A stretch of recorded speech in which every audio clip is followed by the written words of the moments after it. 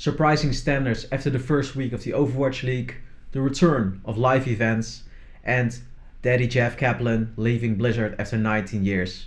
Hello, my name is Black Widow and you're watching the Overwatch Esports Report.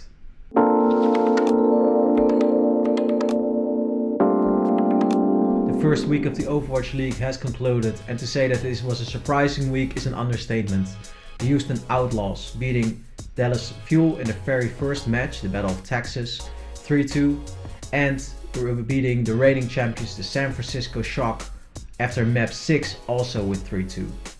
Although it's too early to tell if the Houston Outlaws will be title candidates for the Overwatch League Season 4, they looked really strong in the very first week, especially main tank Jonggu and main support Jubi from the collegiate system.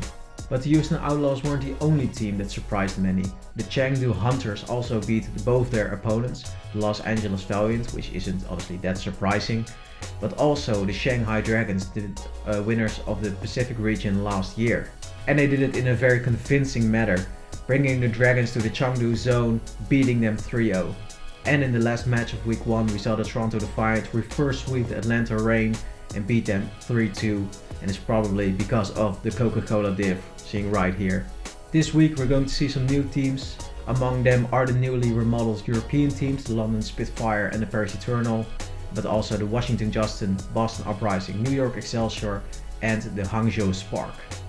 A big blow for the Dallas Fuel just before the start of the Overwatch League, as Xzi announced his retirement.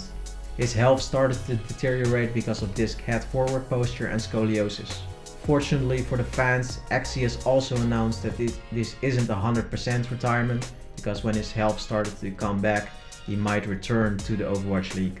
The lack of a true Hitscan DPS player was definitely noticeable for the Dallas Fuel, and although Doha and Sparkle managed to creatively fill those roles, they weren't able to play the McCree, Widowmaker or the Ashe. Fortunately for the Fuel fans, they still looked very competitive against the Houston Outlaws and only managed to lose after map 5, and they actually managed to beat the Los Angeles Gladiators. The Dallas Fuel has announced that they will be looking for a replacement for Xzi for the time being, and they hope that they can announce it soon for the fans. Blizzard has announced League Picks, a system where you can predict certain matches and earn League tokens by predicting them correctly. To compete, you have to link your Blizzard account, and the instructions are listed in the description below.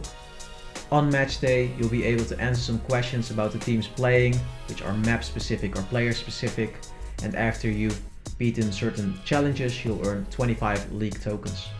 Currently, League Picks are in beta, but they will be fully available at July 25th.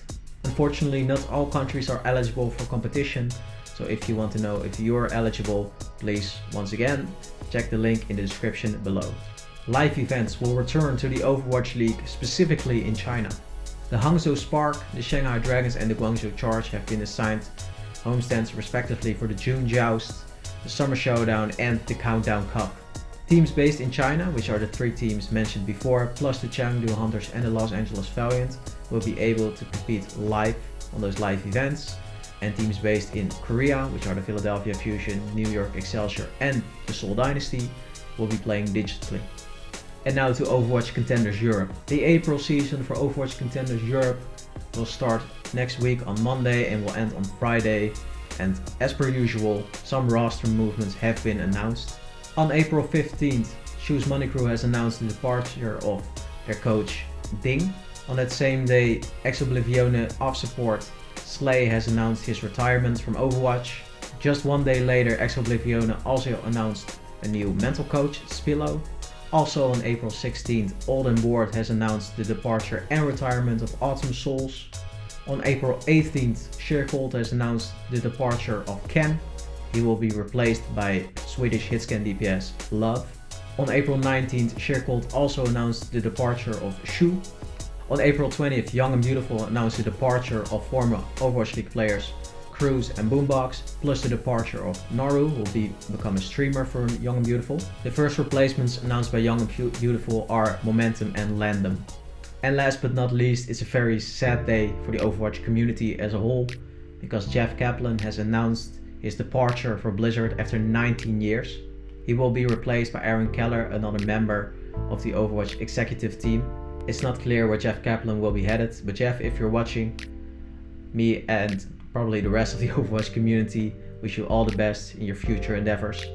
And that was it for this week's Overwatch Esports report. I hope you enjoyed. If you did, please give the video a like and subscribe to this channel.